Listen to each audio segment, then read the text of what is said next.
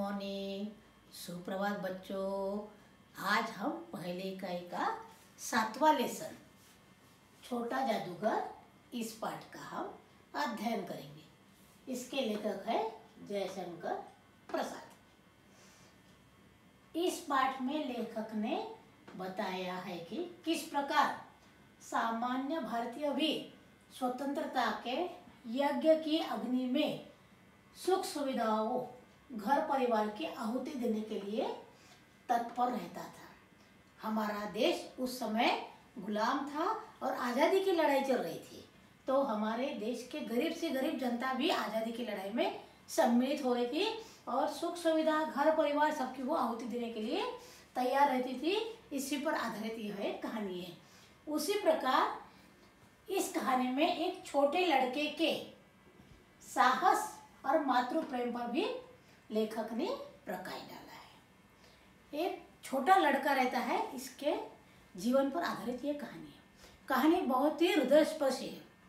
इसके कहानी के सुनते ही अपने आप में भी आंसू आ जाते हैं कि छोटा सा बच्चा रहता है परंतु किस प्रकार साहसपूर्वक परिस्थिति का सामना करता है।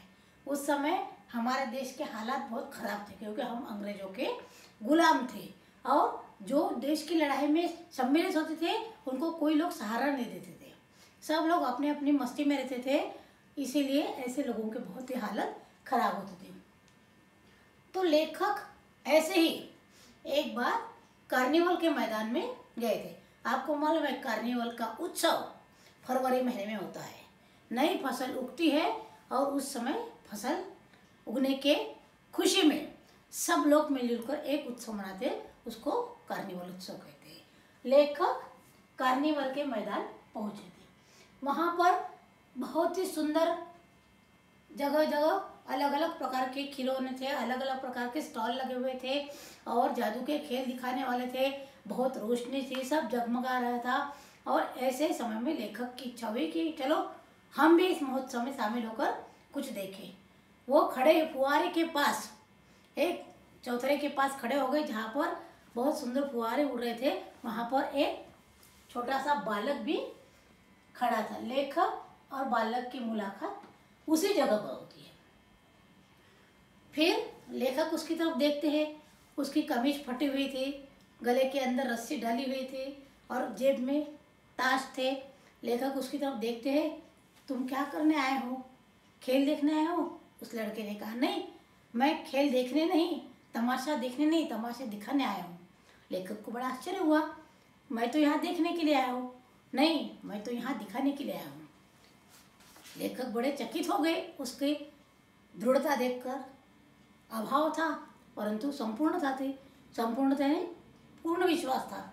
विषाद था मन में। विषाद का तात्पर्य है दुख। मन में दुख था परंतु साहस था, धैर्य था, हिम्मत थी। उसके उत्तर से लेखक समझ गए कि इसको दुख जरूर है परंतु आत्मविश्वास की कोई कमी नहीं है। लेखक ने कहा, चलो इसमें क्या क्या खेल है? उसने कहा, चूड़ियाँ फेंकना, निशाना लगाना, बॉल से चीज को गिराना, भिन्न भिन्न प्रकार के खेल है। मुझे मालूम है जादूगर क्या, उससे तो मैं अधिक अच्छे खेल दिखा सकता हूँ। लेखक को और भी बड़ा आश्चर्य हुआ, तुझे देखना है? हाँ, देखना तो है मुझे खेल, पर आप पहले मेरा खेल देखना पसंद करोगे? उसने कहा, लेखक ने कहा कि पहले हम वहाँ का खेल देखेंगे फिर तू अपना खेल दिखाना।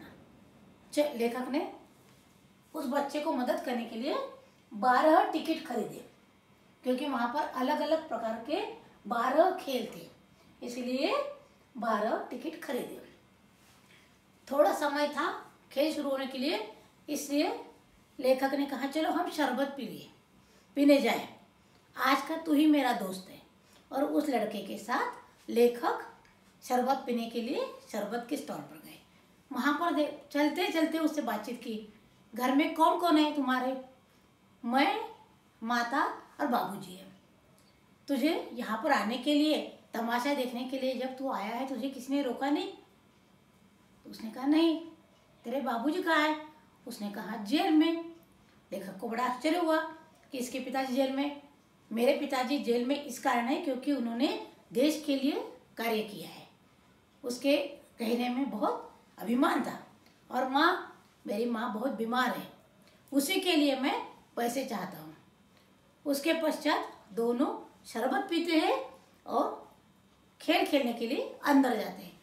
हर खेल में निशाना लगाना, गेंद से निशाना लगाना और बॉल जीतना, हर प्रकार के जो खेल होते हैं वहाँ पर वो बालक जीतता है। अलग अलग प्रकार के खेल वहाँ पर दिखाई देते हैं, होते हैं, और हर खेल में वो जीतता है और पूरे खेल जीतकर वो पैसे जीतता है, खेल भी जीतता है। अलग अलग प्रकार की उसको चीज़ें प्राप्त होती है।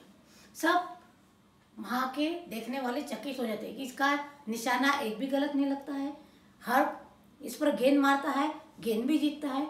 लोग बड़े आश्चर्य करते हैं। वो सब सामान बटोरता है, जीती हुई चीज लेता है और लेखक से कहता है अच्छा मैं चलता हूँ, और 9 2 11 हो जाता है। 9 2 11 हो जाना यानी भाग जाना। लेखक इधर उधर देखते रहते, बड़ा आश्चर्य होता है कि अरे ये तो बहुत जल्दी भाग गया, पूरा सामान समेटता है और चला जाता है। फिर थोड़ी देर बाद लेखक भी बाहर आ जाते हैं। लेखक आश्चर्यचकित हो जाते हैं कि ये लड़का भाग कैसे गया इतनी जल्दी। कुछ देर बाद लेखक अपने परिवार के साथ कोलकाता के बोटेनिकल उद्यान में जाते। उनको ये लड़का वहां पर दिखाई देता है, वह एक पेड़ पर बैठा रहता है। लेखक को बड़ा आश्चर्य लगता है, ए लड़के। वो लड़का कहता है मैं लड़का नहीं हूँ, मैं छोटा जादूगर हूँ। आपने उस समय मुझे खेल दिखाने की अपेक्षा यदि मुझे पैसे दिए होते तो बहुत ज़्यादा अच्छा होता, क्योंकि मेरी माँ बीमार है, उस पैसे से मैं अपने माँ के बीमारी का इलाज करता। लेखक को बहुत दुख होता है, परंतु वह कुछ नहीं बोलते, वो शांत रहते। फिर लेखक और उनका परिवार बैठा नाश्ता करता रहता है। वह कहता है मैं आपको खेल दिखाऊं। लेखक कहते हैं हम जलपान कर रहे हैं। जलपान यानी नाश्ता। जलपान का तात्पर्य होता है हम लोग अभी नाश्ता कर रहे हैं, हमें अभी नहीं किया। क्या जलपान के बाद आप नाच गाना करोगे? लेखक को क्रोध आता है कि ये छोटा सा बच्चा बहुत बातचीत कर रहा है, इसीलिए लेखक उसको कुछ डांटना ही चाहते हैं कि तभी उनकी श्रीमती जी उनको डांटती है, मतलब कहती है, और उसके मन में माँ की ममता जागृत होती है।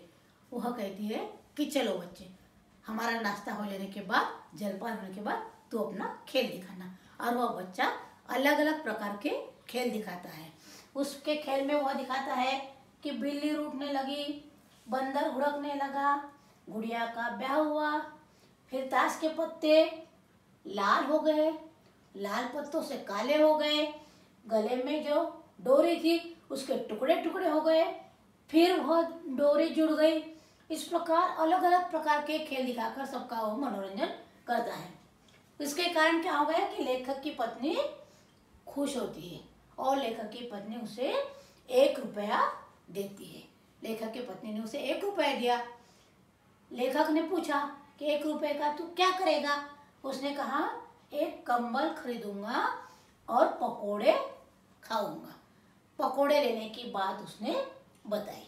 जब लेखक की पत्नी ने उसको जब रुपया दिया तो लेखक को बहुत क्रोध आया, पर जब उसने बताया कि मैं एक कंबल खरीदूंगा और पकोड़े लूंगा, तब लेखक को बहुत अपने ऊपर ही क्रोध आया कि मैं कितना स्वार्थी हूँ।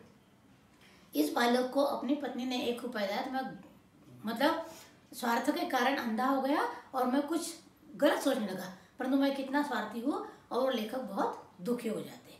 इस प्रकार संध्या होते होते लेखक घर जाने के लिए निकलते तो एक झोपड़ी के सामने वह लड़का खड़ा दिखता है। झोपड़ी के सामने खड़ा दिखता है। लेखक पूछते क्या यही तेरा घर है? लेखक ने कहा हाँ यही मेरा घर है। और लेखक थोड़े से मोटर से उतर कर देखते हैं तो उसकी माँ बहुत ही अशक्त, कमजोर चिथड़ों में पड़ी और कंबल आंख पर ओढ़े लेटी हुई रहती है। लेखक को बहुत दुख होता है। वो बताता है कि मेरी माँ अस्पताल में भर्ती थी, परंतु मैं पैसे नहीं दे पाया। मेरे पिताजी जेल में हैं और मैं पैसे नहीं दे पाया, इसलिए अस्पताल वालों ने उसको निकाल दिया। मेरे माँ की हालत बहुत खराब है। लेखक बहुत दुखी हो जाते। वह सोचते सोचते घर जाते। बहुत दिन की छुट्टियाँ होती, फिर दूसरे दिन लेखक को ऑफिस में जाना रहता है। लेखक दूसरे दिन ऑफिस में जाने के लिए निकलते। 10 बजे का समय रहता है। लेखक सोचते हैं क्यों ना उस बालक के पास, छोटे जादूगर के पास चला जाए, देखा जाए उसकी माँ की हालत कैसी है या उसकी हालत कैसे है, और वह सोचते हुए वहाँ से गुजरते हैं। वहाँ देखते हैं कि एक छोटा सा रंगमंच यानी स्टेज बना हुआ था और वह बालक खेल दिखा रहा था, परंतु उस खेल में कुछ आनंद नहीं, जोश नहीं, उत्साह नहीं था। खेल हुआ, सब लोगों ने बहुत तालियां बजाई, कुछ लोगों ने उसको पैसे दिए, उस बालक ने पूरे पैसे बटोरे और जल्दी जल्दी जाने लगा। तो लेखक ने रोक कर पूछा, तो इतनी जल्दी जल्दी क्यों जा रहा? वो बताता है कि मेरी माँ ने कहा है कि मेरा अंतिम समय समीप आ गया है बेटा, तो जल्दी घर आ जाना। लेखक को यह बात सुनकर बहुत दुख होती। लेखक कहते हैं कि चल बैठ, मैं तुझे अपने कार में बिठाकर, लेखक के पास कार रहती है, मैं तुझे अपने कार में बिठाकर तेरे घर पहुंचाऊंगा। और लेखक उस बालक के साथ घर में आते हैं। घर में आते जैसे ही देखते हैं कि उसकी माँ अंतिम सांस ले रही होती है, उसकी माँ अंतिम सांस ले रही होती है और उस बालक का इंतजार कर रही होती है। जैसे ही बालक पहुंचता है और वह अपने माँ के पास जाता है, तो माँ ऐसे बोलता है कि माँ बेटा बे कहकर प्राण त्याग देती है। और वह बेटा उस माँ को लिपट कर बहुत रोता है। लेखक को यह देखकर बहुत दुख होता है कि हमारे देश में जो अपनी जान गंवाते हैं या अपने देश के लिए कुछ महान कार्य करते हैं, उनकी हालत आज कितनी खराब है। आज छोटा सा बालक है, पिताजी जेल में है, माँ गुजर गई और यह बेटा बेचारा अनाथ हो गया, और लेखक का मन बहुत द्रवित होता है। इस तरह हमने कभी भी किसी को अनजाने में दुख पहुंचाने का प्रयास नहीं करना चाहिए। किसी का सत्य जाने बगैर हमने किसी के बारे में कुछ भी गलत नहीं सोचना चाहिए। इस तरह छोटे जादूगर ने लेखक के मन पर जादू की थी, इसीलिए वह जादूगर लेखक के हृदय में हमेशा हमेशा के लिए स्थापन रहा। धन्यवाद बच्चों।